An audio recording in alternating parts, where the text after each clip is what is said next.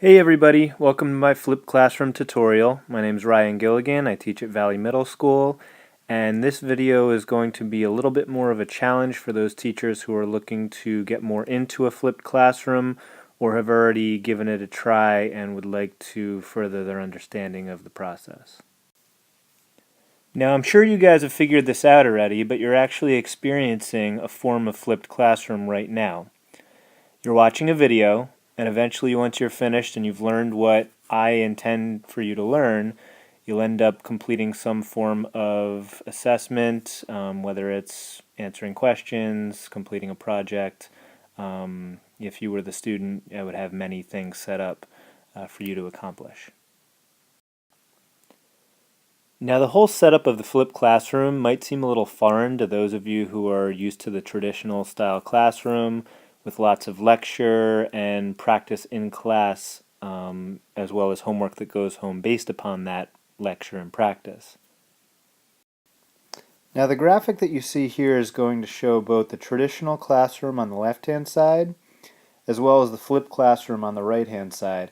They both have very similar attributes to them, except they're just delivered in a different way, and the students are kind of involved in different activities.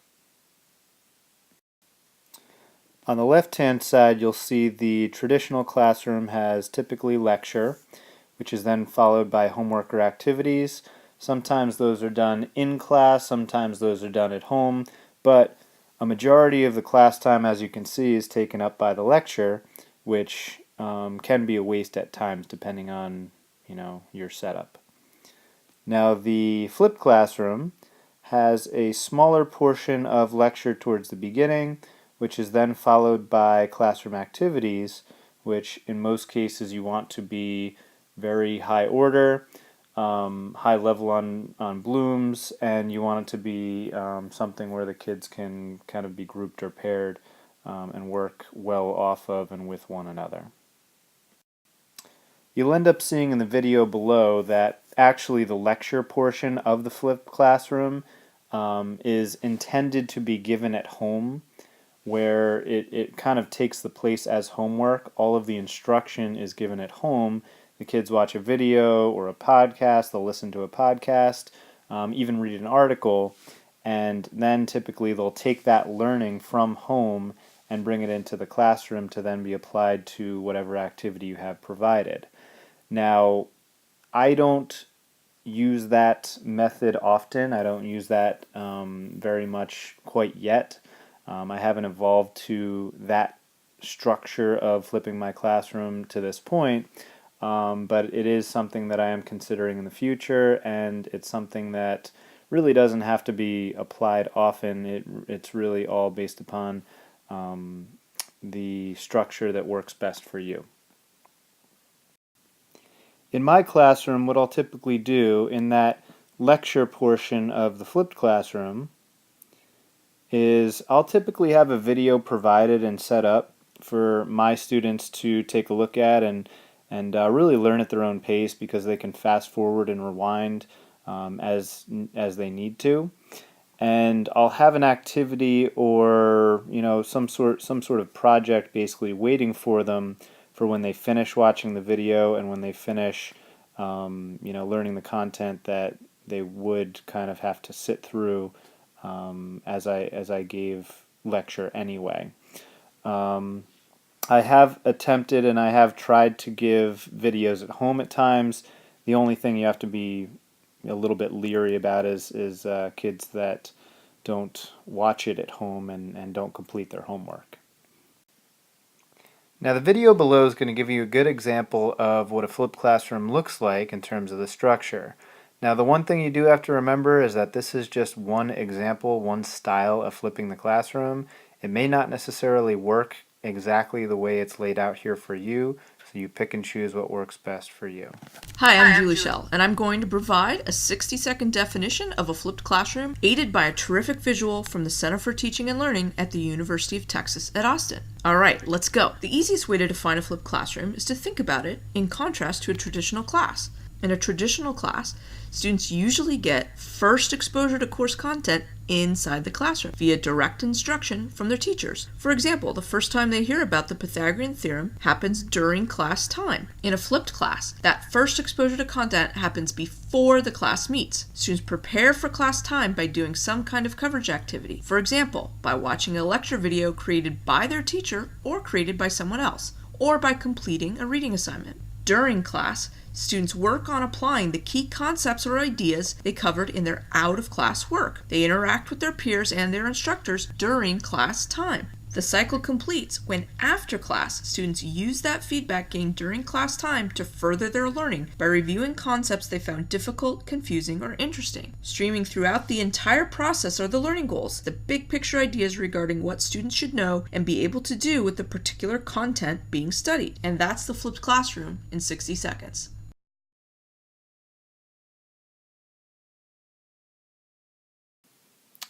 Okay, so now it's time to actually create the video or find the video somewhere, making sure that it's something that is extremely content rich. It's always the most important thing. You always want to review the content before you create a video, or make sure that whatever video you find has some really good quality content, otherwise you're defeating the purpose. Now, starting off with obviously borrowing from other people. One of the biggest misconceptions of flipping the classroom is that you have to create your own video every single time, and that is absolutely 100% false. There are so many really great resources out there in terms of getting other people's videos and content. I would highly recommend seeking out and looking on the internet before you start to reinvent the wheel and create your own videos. Now, Nomia is a really excellent educational video database. I hadn't actually heard of it before, really doing some investigation on flipping the classroom, and they actually have some really great stuff on there. So it's worth taking a look through. You could always just kind of take a quick browse and see if they have what you need. Khan Academy, I'm sure many of you have heard of.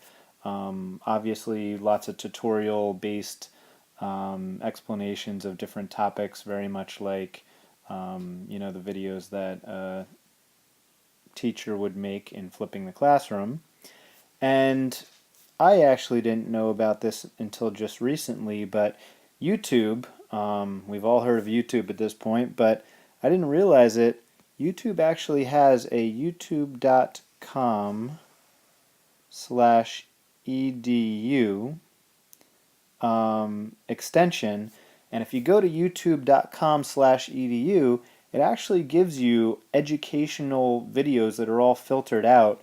They've been kind of browsed through by the employees of Google and the employees of YouTube, and they actually picked out all the educational videos that fit an educational atmosphere. So something to take a look at. Now this flipped classroom video that I actually created was created by an app called Explain Everything.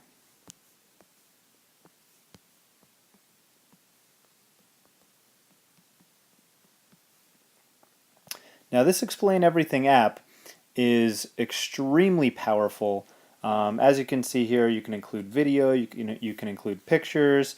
It gives you the opportunity to pause, rewind, delete sections of clips that you were unhappy with. It's a really great software, an iPad app that you can download.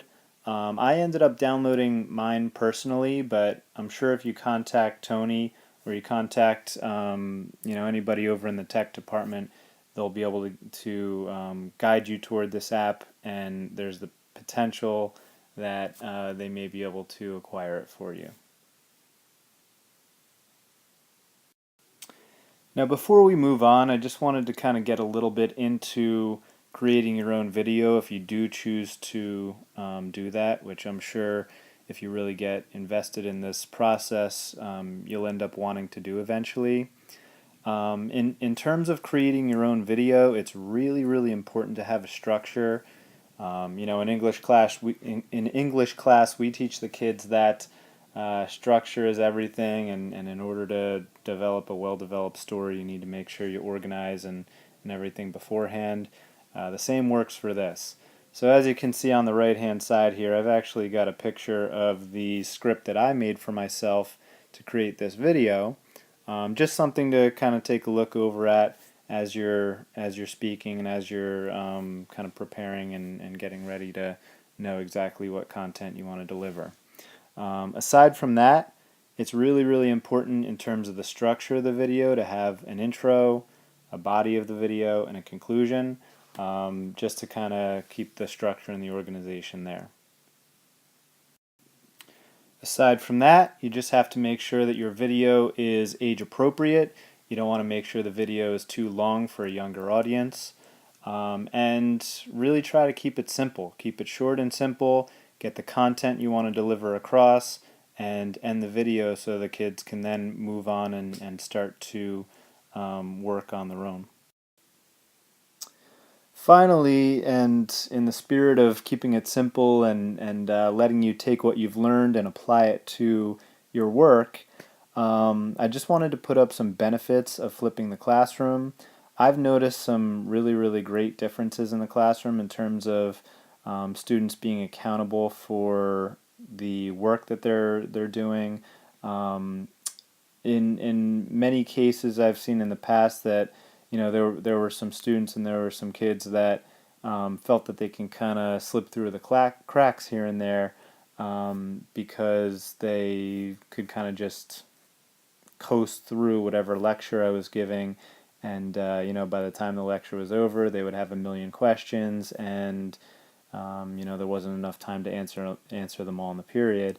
It's very, very easy for me just to, as the teacher, refer them back to the video itself, and while I'm free and while the students are working on whatever project or activity that I have them with, I can then spend a little bit more direct instruction time one-on-one with that student or that group of students that are having a hard time with the content. So it seems to be working very well in my classroom. I'm really excited about it, as you can see, and I hope this video, this presentation gave you a chance to kind of take a look and maybe any kind of difficulties or any kind of hesitations that you may have had in the past.